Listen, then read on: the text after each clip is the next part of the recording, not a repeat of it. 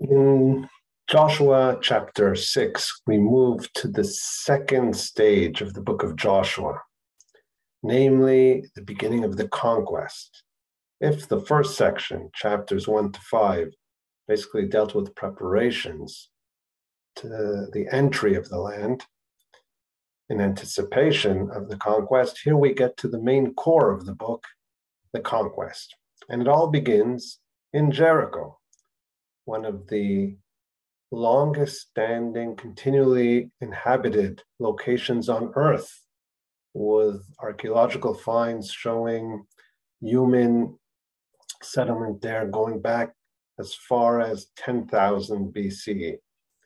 So let's begin with reading the chapter, Joshua chapter 6.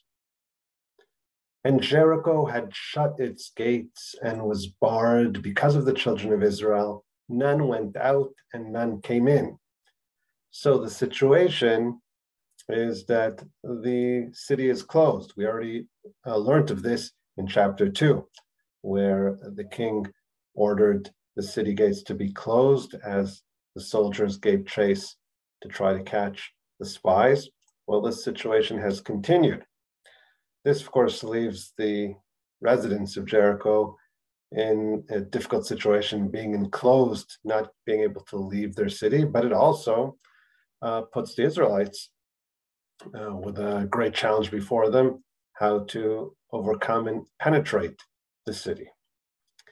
And the Lord said to Joshua, "See, I have given into your hand Jericho and its king, the mighty warriors."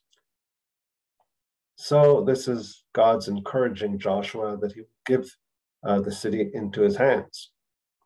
Now we have instructions, as we've found earlier with regard to the crossing of the Jordan. Once again, God instructs Joshua. "And you shall circle the city, all the men of war go round about the city once. Thus shall you do 6 days. And 7 priests shall bear 7 trumpets of ram's horns before the ark. And on the 7th day, you shall encircle the city 7 times, and the priests shall blow with the trumpets.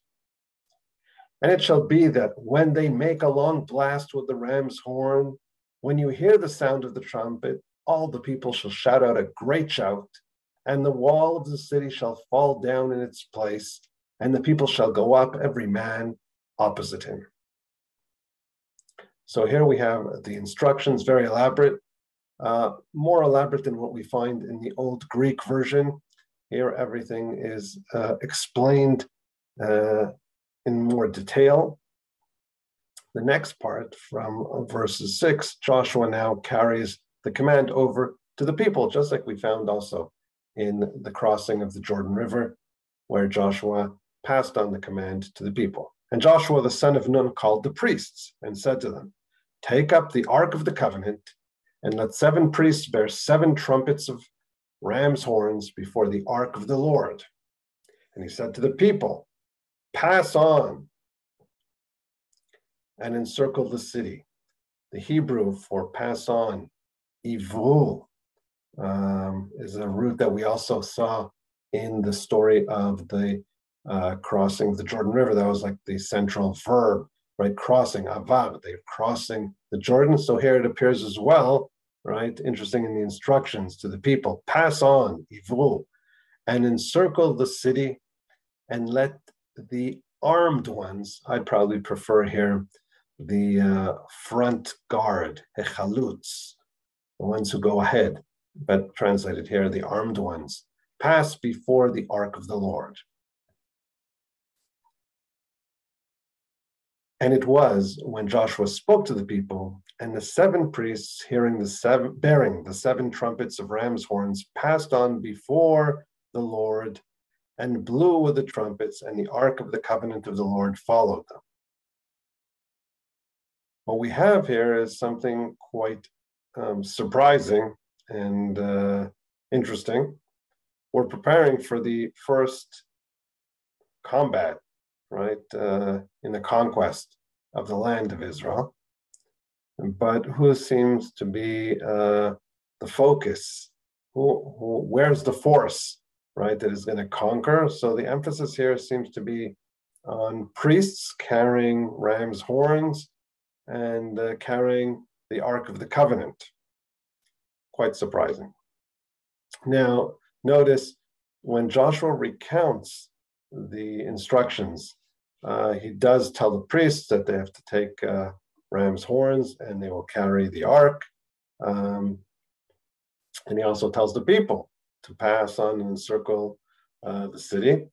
What he does not inform, what he leaves out, is the ultimate outcome that is supposed to take place, namely the falling of the walls, perhaps leaving it for a surprise to the people. Now, Joshua, who is a military commander, gives instructions that include also military aspects. We remember he was preparing for a military combat. That's why he sent spies to gather military intelligence to know from where to attack, what are the weak points of the city. But it seems like this war carries a much more ritualistic, religious aspect to it, as opposed to a military one. So the leaders, the priests here, take the ram's horns and they blow the trumpets and with the Ark of the Covenant.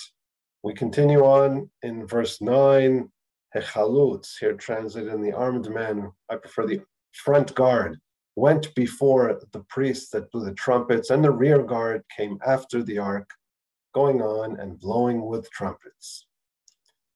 And Joshua commanded the people, saying, "You shall not shout, nor let your voice be heard. Neither shall any word proceed out of your mouth until the day I bid you shout. Then you shall shout." So in contrast to all the noise of the ram's horns and trumpets, the people themselves are supposed to be absolutely silent until getting the call to make noise. So we have here a focus on the sound of trumpets and horns, but the people have to be quiet. And here begins the procession in verse 11. And he caused the ark of the Lord to circle the city, going about it once. And they came into the camp and lodged in the camp. So the first day, they did their circle and then came back. Verse 12. And Joshua rose early in the morning. This parallels what we saw in the beginning of chapter 3, in the crossing of the Jordan, where Joshua also rose up early in the morning. A lot of parallels between the two, including the ark, right, leading with the priests carrying the ark. So Joshua rose early in the morning, and the priests took up the ark of the Lord, and the 7 priests bearing the 7 trumpets of ram's horns before the ark of the Lord were going continuously. And they blew with the trumpets, and the armed men went before them, the front guard, and the rear guard came after the ark of the Lord, going on and blowing with the trumpets. And the second day they circled the city once and returned to the camp. So they did 6 days. We have something interesting from a literary perspective. The story accounts the first 2 days and then shortens and says this continued for 6 days. It could have theoretically just recounted the first day and then said, so they continued. But it actually recounted 2 days and then said it continued for the 6 days.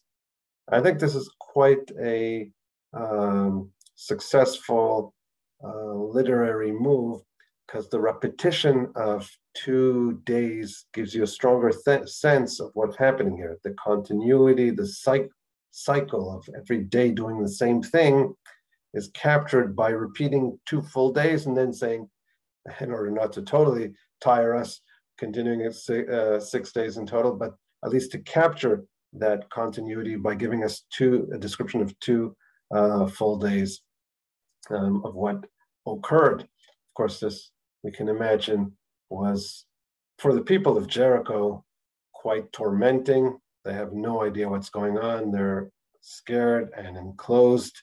And every day they're in combat readiness, expecting an attack, only to see that the people return to their camp. On the flip side, probably also for the Israelites, who are with great excitement and anticipation for war, and all they do every day is, go for a round of the city and then return to their camp. But things change on the seventh day. Verse 15. And it was on the seventh day that they rose early at the dawning of the day. And that's because they have a lot to do on this day. And they circled the city after the same manner 7 times. Only on that day they circled the city 7 times. Right? So here we see a special day of 7 circles. That's why they had to rise up early. By the way, if we count the total, so it's 6 days of encircling the city once, and then the 7th day 7 times, a total of 13 encirclements of the city. And it was at the 7th time, the priests blew with the trumpets, and Joshua said to the people, "Shout, for the Lord has given you the city." Here's like the sign. Finally, the people are to make noise. And now there are instructions. And the city shall be devoted. This is a translation of the Hebrew word cherem. I'd probably prefer totally destroyed instead of devoted, but there's a relationship because it's going to be totally destroyed and committed to God. And all that is in it to the Lord. Only Rahab, the harlot, shall live, she and all that is with her in the house, because she hid the messengers that we sent. So we have the instructions, and now we also have a warning to the people. And only you keep yourselves from the devoted thing, from destroyed thing, lest you make yourselves condemned when you take of the devoted thing and make the camp of Israel a ruin and trouble it. In other words, we have a warning here that if you take from the prohibited, from what is supposed to be consecrated to God, totally destroyed for God, offered to God, if you take of that, then you shall become a ruin, you shall be destroyed. This is foreshadowing what we'll see will be recounted in the next chapter. Now, there's a little problem with destroying everything because there's certain things which are very difficult to destroy, and this is related to in verse 19. And all the silver and gold and vessels of copper and iron, in other words, all the metals, which you can't really burn, of course, are consecrated to the Lord. They shall come into the treasury of the Lord. So we have this transgression of the instructions to the people, and then continuing with the fulfillment. Verse 20. And the people shouted, and the priests blew with the trumpets. And it was when the people heard the sound of the trumpet that the people shouted with a great shout, and the wall fell down in its place. This is a translation of Vatipol hachoma tachtea, translated here in its place. I'd prefer a more precise translation, and the wall fell down beneath it. And the people went up into the city, every man opposite him, and they took the city. So every man attacked in his direction and took the city. And they completely destroyed all that was in the city, both men and women, young and old, and ox and sheep and ass, with the edge of the sword, total annihilation. And to the 2 men who had spied out the country, Joshua said, "Go into the harlot's house and bring out from there the woman and all that she has, as you swore to her." And the young men who were spies went in and brought out Rahab and her father and her mother and her brothers and all that she had.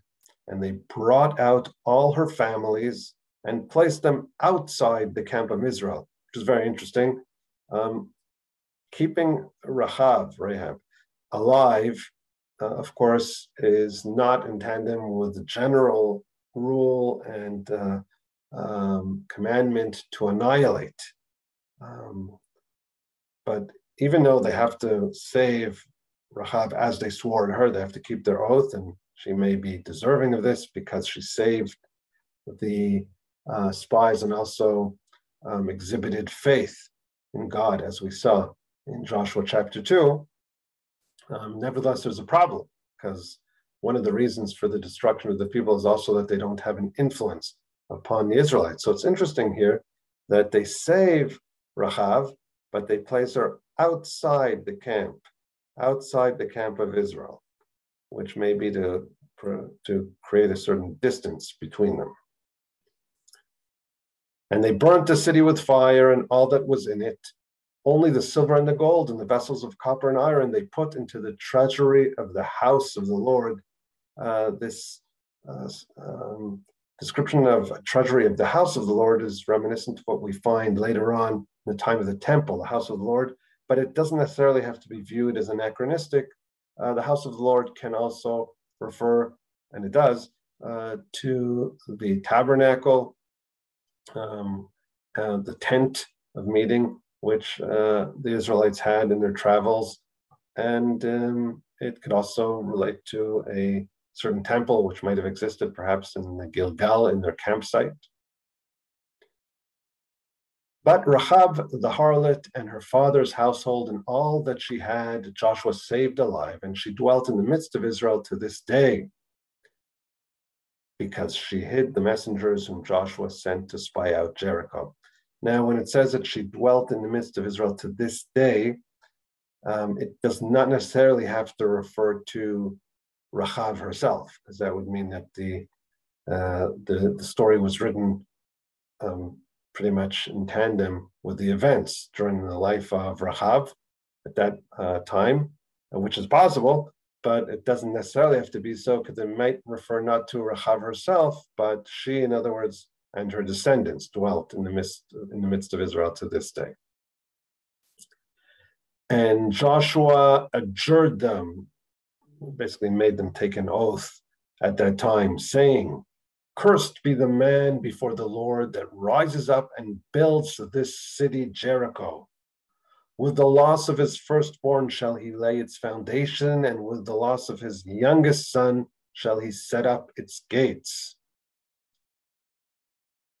So we have a prohibition of building the city of Jericho after it was destroyed. So the Lord was with Joshua, and his fame was throughout the entire land. We have a summary of the greatness of Joshua in light of this victory, how he conquered the great city of Jericho, and this brought him fame throughout the entire land. So here is the first conquest. And of course, the first and most prominent aspect of this battle is its supernatural, I'd even say ritualistic aspect. It is very much non-military, even though some military terms are brought in there, like a front guard or rear guard, chalutz, masef in the Hebrew. But the central weapon here seems to be the priests with the ark and the ram's horns, very ritualistic in its character, and I'd say even quite ironic, especially in light of Joshua's having sent spies in preparation for a normal military attack, but this is anything but a normal military attack.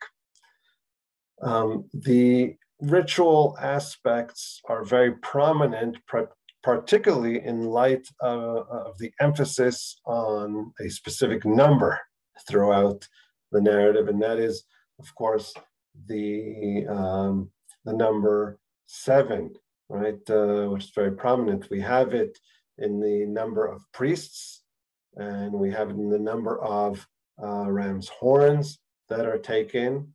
We have it in the number of days in which this whole event transpires, 7 days. We even have it on the 7th day with the number of encirclements which the Israelites did around the city. So obviously everything revolves here around the number 7. Number 7 was it's a very central number, of course, in the Bible, not only, also in ancient Near Eastern culture in general. But within the biblical perspective, if I would ask you, this description of a 7-day cycle, with the 1 day being different, the 7th day, should, of course, arouse an analogy or a connection with another very famous story that we're all familiar with, and of course, referring to the story of creation, chapter 1, and the beginning of chapter 2 in the Bible. And here we should ask, what's the significance of this ritual aspect and this emphasis on number 7 and this connection to the story of creation? And here I think there's an important idea. It's not only ritual in general, but it's specifically geared to connect with the story of creation and to really inform us of the idea that this is the beginning of the conquest, and we would like to understand by what right are the Israelites now coming in and conquering and taking the land of another people. And I would propose that this analogy to the story of creation perhaps gives us the answer. The Israelites here are conquering a land, but it's not theirs. It's given to them by God. And by what right? The story wants to, I think, advance the idea by the right of ownership. God, as creator, of course, owns the land. People don't own land. They dwell in the land that was given to them by God. And here, the analogy in connection to creation really drives that idea that the creator here is giving the land to whoever he pleases in this instance. He's taking it away and then giving it to he wants to give to. And this he does by virtue of his being a creator. But in truth, when we compare to the story of creation, there is that common aspect of 7 days, but there's something which is dramatically different, because to a large extent, it's the opposite aspect of creation, because in creation, we have 6 days where things happen, right? Things are created, and then the 7th day, God rests and everything stops. Whereas here in the story of the conquest of Jericho, it's the opposite. We have 6 days where they just do a round, but nothing happens, and then they go back to their camp. It's only on the 7th day that everything happens. So it's kind of the mirror opposite of what happened in creation. Hence, I think we have to try to also explain the opposite aspect here. So one possible explanation is that it is indeed opposite, because the story of creation accounts for creation, right? Bringing things to life, to existence. Whereas the story of the conquest of Jericho is the exact opposite. It's destruction, right? It's the killing. And hence, okay, it was not surprising, as the result is the opposite. Maybe the whole structure is flipped over. That's one possible explanation. A second one might say that this is not the opposite of creation. In fact, it's a continuation of creation. If you will, Here, the seventh day in which everything transpires and everything takes place is a continuation of creation. We had the first 6 days of creation where God is active in creating. He rested, but now his rest has terminated. Now he's back into action. And this seventh day in the conquest of Jericho is the continuation of the divine activity. Here, God not creating necessarily, but intervening and driving history. And this is meant to present the idea that God is not only a creator who, after having created, now remains distant and transcendent, but rather God is a creator who is active, involved, cares about his creation, and continues to be a driving force in history.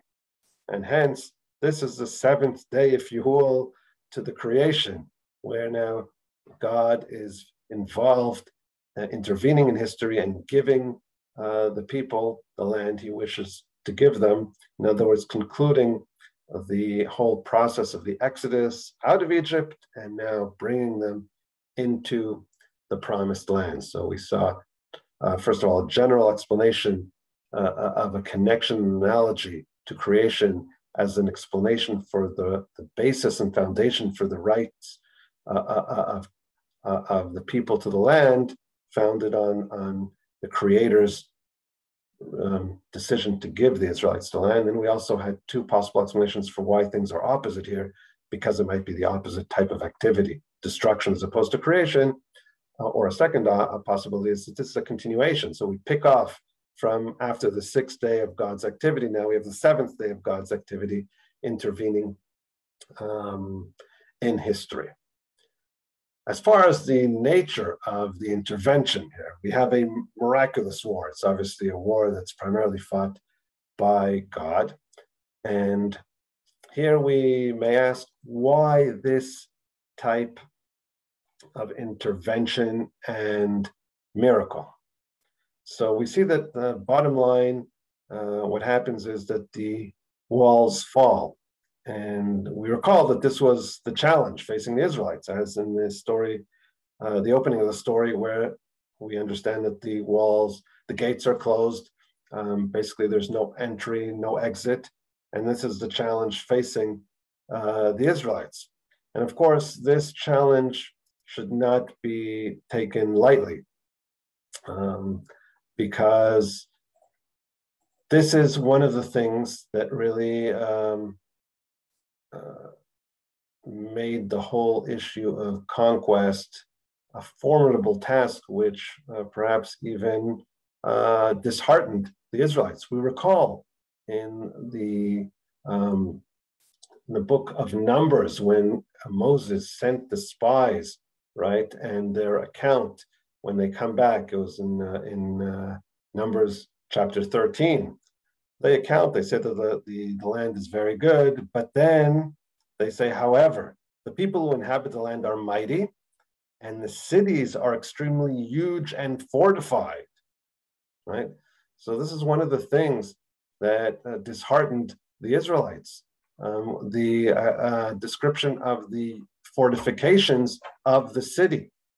This is further emphasized in the book of Deuteronomy, where once again we see how the description of the fortifications is what really intimidated the people. We can see here in Deuteronomy, this is in the opening chapter of Deuteronomy, verse 28. What do the people say? How do they react to the spies? They say, where shall we go? Our brothers have discouraged us, saying, a people greater and taller than we, cities great and fortified up to the heavens. This is what was the primary intimidating aspect of the war, and what even led the people to say, let us go back to Egypt. They were intimidated both by the stature of the people of the land, who seemed to be great and powerful warriors, and also the walls of the city fortified up to the heavens, right? So if we return to our question, why this type of miracle, it's very clear. what the miracle does is it brings down that barrier, those walls. So if we summarize and connect also with the first great miracle in the book of Joshua, the passing of the Jordan River, that's overcoming a natural barrier, the barrier of the river, which was kind of an obstruction to conquering the land. Now, after God shows his power in overcoming natural obstacles, he now overcomes the human obstacles, right? The fortresses built by the inhabitants of the land, God brings them down and allows the Israelites to conquer the land.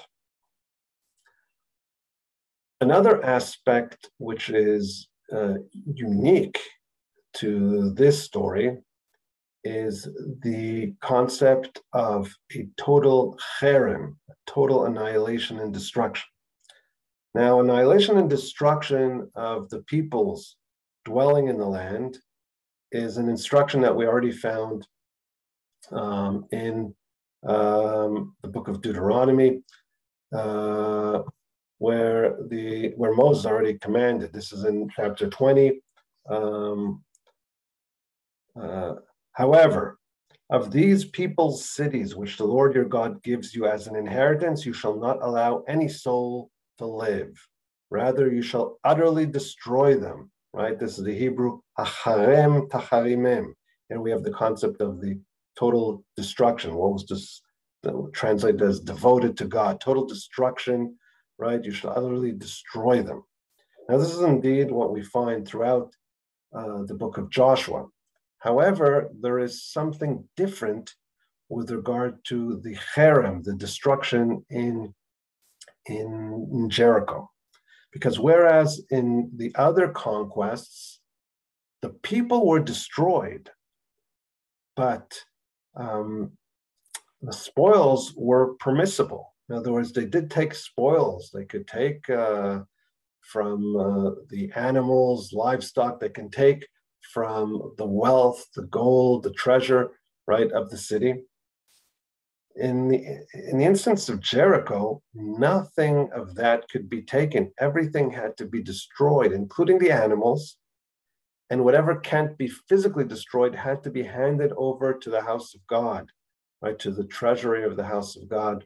In other words, they could not take spoils. Indeed, if we ask, what did the Israelites get out of this conquest, this victory? They didn't get slaves because they had to kill all the people. They didn't get treasure, gold. They didn't get wealth or animals, livestock. So one could say, but they got the land.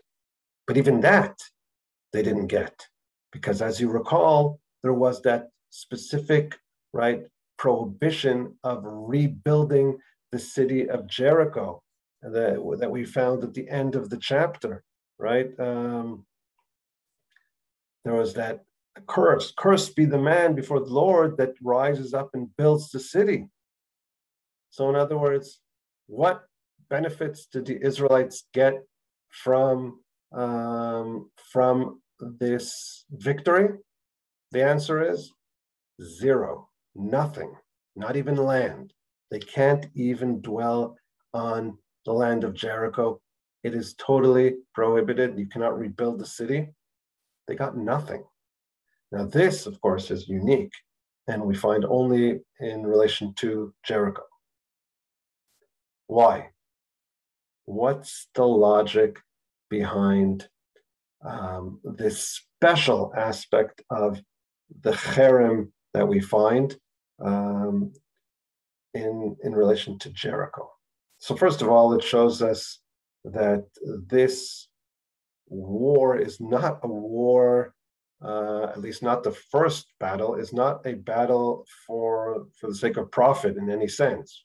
The normal military activity usually is motivated by the desire to garner, right, some benefits, whether it be slaves or wealth right? Taxes, women, animals, livestock, food, land, whatever it might be. But here we have a non-profit war, if you will, right? It is a religious war, right? And as we saw in the descriptions in the Torah, God really described this war, first of all, as a punishment for the sinful residents of the land. What we see in the book of Deuteronomy, chapter 9, it says, not because of your righteousness or because of the honesty of your heart do you come to possess their land, but because of the wickedness of these nations. The Lord your God drives them out from before you. Right? So this is, first of all, a war of punishment, which God commands.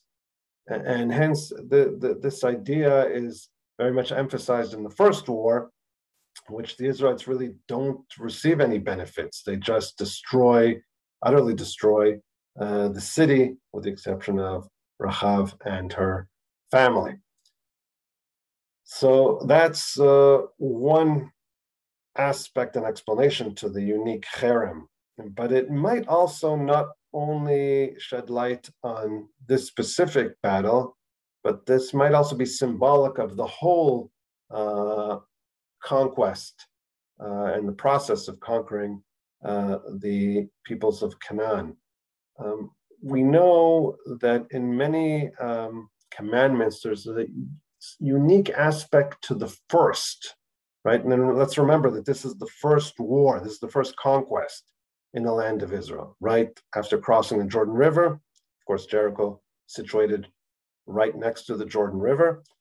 And the uniqueness of this battle may find parallel and uniqueness in other commandments that relate to things that are first. For example, we have the commandments of first fruits. You have to bring the first fruit to God, right? You don't eat your first fruits, but you bring them to God. Also, your firstborn really belongs to God and has to be redeemed. Another commandment that is found in the Torah to redeem the firstborn, what is called peterechem, the first to come out of the womb, belongs to God. So we can say that this is maybe also an idea that we find here, because this is the first conquest, then it represents the total. And what the rules in relation to Jericho really want to teach us is that the land belongs to God, and therefore we cannot really use it. And this is represented by the rules that apply to Jericho, which are supposed to represent the whole land. Of course, God gives the land to the Israelites to dwell, but he keeps that first one, right, for himself, because this is basically a war fought by God. Ultimately, it is God who conquers Jericho by bringing the walls miraculously down, and hence this city is set aside, just like you set aside the first fruits to God and acknowledge that everything really belongs to God. In fact, we have testimony that this idea was breached not only in the book of Joshua, which we will see later on in the following chapter, but even later on in the historiography, somebody did not keep that prohibition of building Jericho. We read in the Book of Kings 1, at the end of chapter 16, the opening to the story of Ahab, the king of Israel, were informed that during the days of King Ahab, Chiel the Bethelite from Bethlehem, from Bethel, Bethelite, built Jericho. With Aviram, his firstborn, he laid its foundation, and with Seguv, his youngest son, he set up its gates. That means that his firstborn died when at Chiel laid the foundations to the city, and he lost his youngest son, Seguv, when he set up the city's gates, according to the word of the Lord that he had spoken through Joshua, the son of Nun. So actually, this was transgressed, right? That the concept that the land belonged to God, was set aside to God, was not kept and respected in the time of King Ahav, and a certain Chiel transgressed it. It's very interesting that it actually occurs during the time of King Ahab. For those who are familiar, one of the most famous stories in the historiography is a story of Navot and his vineyard, Navot and his vineyard, where Ahav wants the vineyard of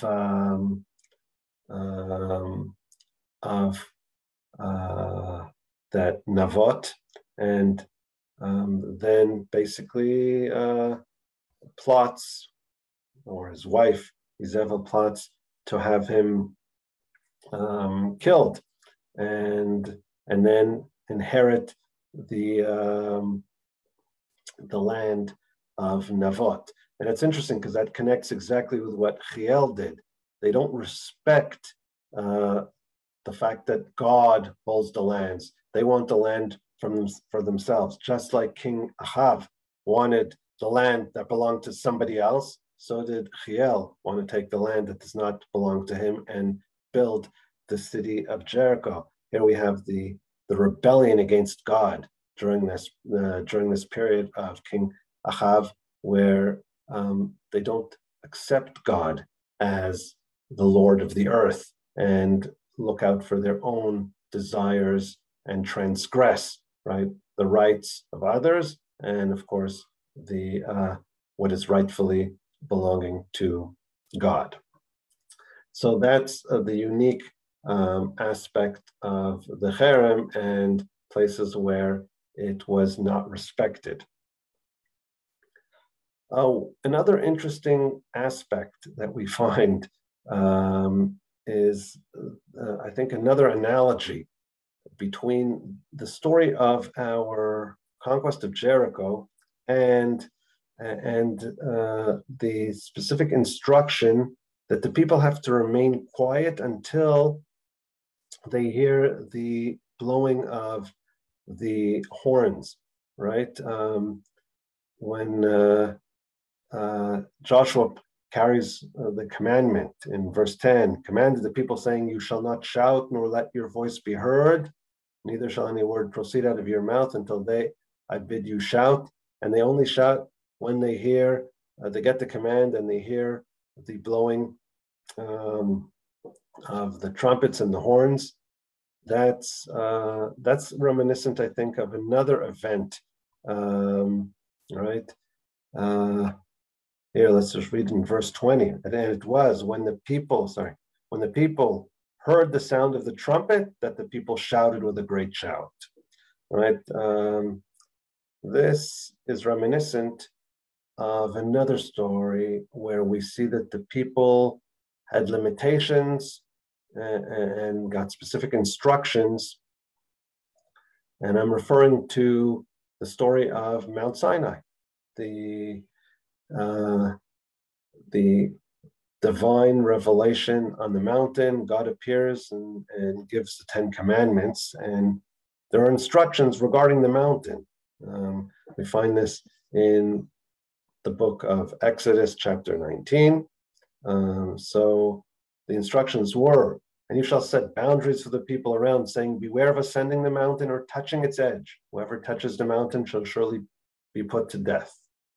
No hand shall touch it, for he shall be stoned or cast down. Whether man or beast, he shall not live. When the ram's horn sounds a long drawn-out blast, they may ascend the mountain.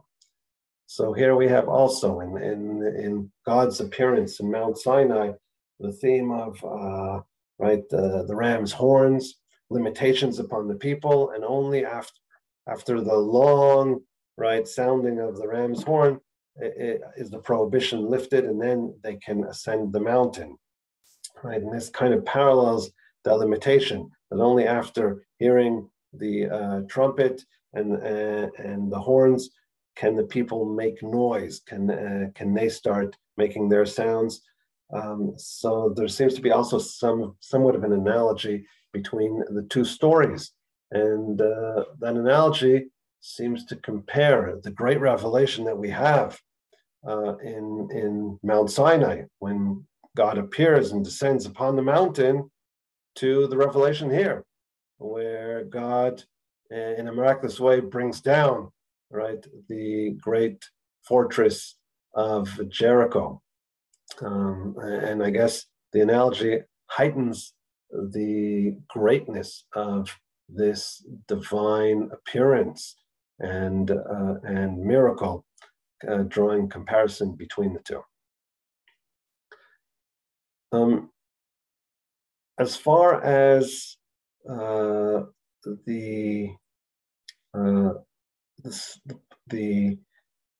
point of saving Rahav, there seems to be somewhat of a question that arises, because we know in chapter 2 where was Rahab's house situated.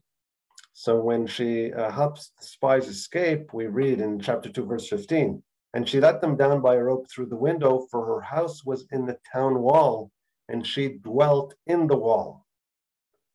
Now, the question arises, well, if her house was in the wall, we know what happened to the wall. It came tumbling down. So how did she survive? Radak, Rabbi David Kimchi, relates to that question, the middle-aged 13th century commentator from Provence, southern France. And his solution is that when the miracle occurred and the walls came down, we don't have to assume that the whole wall came tumbling down. That's unnecessary. In order to penetrate a city that's under siege, you don't have to destroy the whole wall. What do you need? You need one point of entrance. It's not sufficient to break the wall in one location or surmount the wall in one location. And therefore, Radak suggests when it says that the wall came down, it may be part of the wall that came down. And obviously, it wasn't the part in which Rahav's house was situated. So that could be the solution to the question of how Rahav survived. We'll conclude with the archaeological questions that arise. This is not a textual, but an archaeological question. Jericho is one of the sites that was really well excavated. We have a certain identification of its location. We have the Tel site, and they were excavated by different archaeologists in the 19th century, beginning of the 20th century. And there's quite a lot of knowledge retrieved through these excavations. And a serious question arises as far as chronology, because there seems to be some tension between the account here and the archaeological evidence, because it's clear that Jericho was destroyed, but it laid in waste and wasn't settled for an extended period. And Kathleen Kenyon, amongst other archaeologists, dated the destruction quite early, about 1550. And of course, that would put Jericho as uninhabited in the period when the Israelites infiltrate and enter the land. So for one, we have to acknowledge that there are still some debates and questions about when the destruction occurred. Some have critiqued Kenyon's dating of 1550 and have said that around 1400 is a more accurate date. Some of her evidence based on pottery, which was dated in compared to pottery found in other lands. And the critique was, well, but in the land of Canaan, this pottery is found at different periods. There's other evidence, and the debate continues as far as dating of finds of different foods that were found. But I want to also raise another possibility. If we read very carefully in the description, there's something that's a little peculiar in the description of the walls coming down. Because the walls are described as coming down right beneath them, falling down, right? Let's read the verse.